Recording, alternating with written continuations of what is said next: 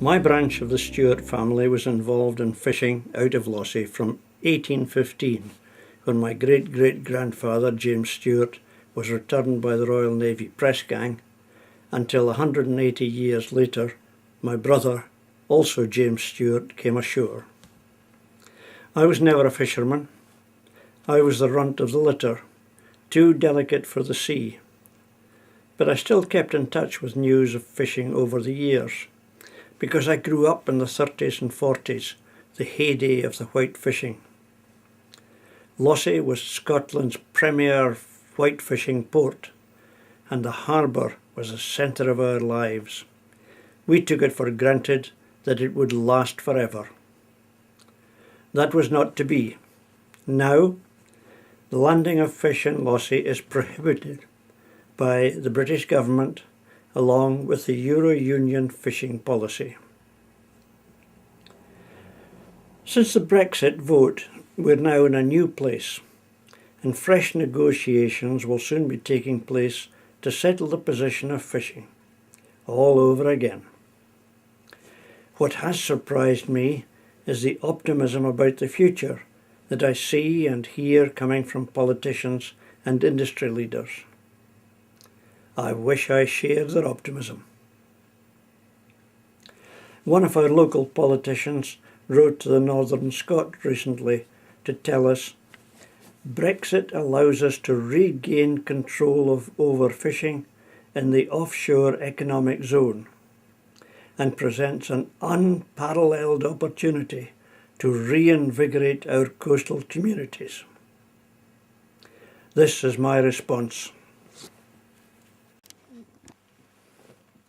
We had a referendum so that Britain could decide, should we leave the Euro-Union or would we better bide? The fishers, they are voted out, they voted by the hunter.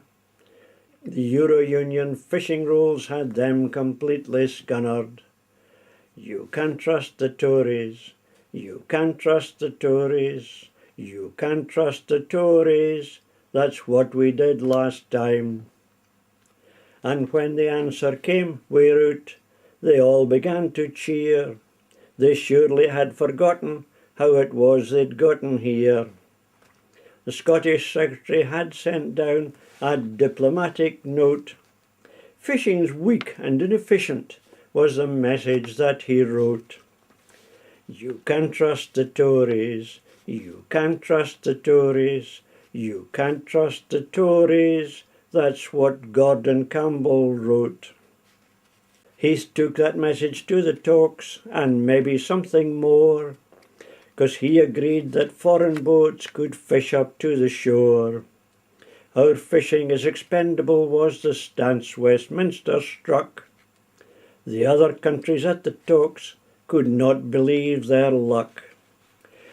You can't trust the Tories, you can't trust the Tories, you can't trust the Tories, that got us where we are. But this time we've a brand new gang creating brand new rules. Of course they will do better, surely they can't think we're fools. It's simple, case our water's back, that isn't very hard. But if they sell us out again, they'll be our first discard.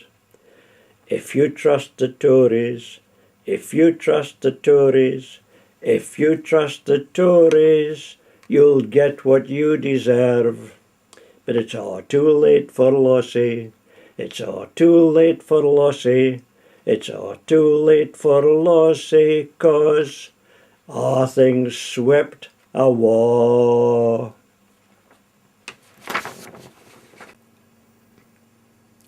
I don't want to be unfair, so I googled the word invigorate, just to check up on its meaning.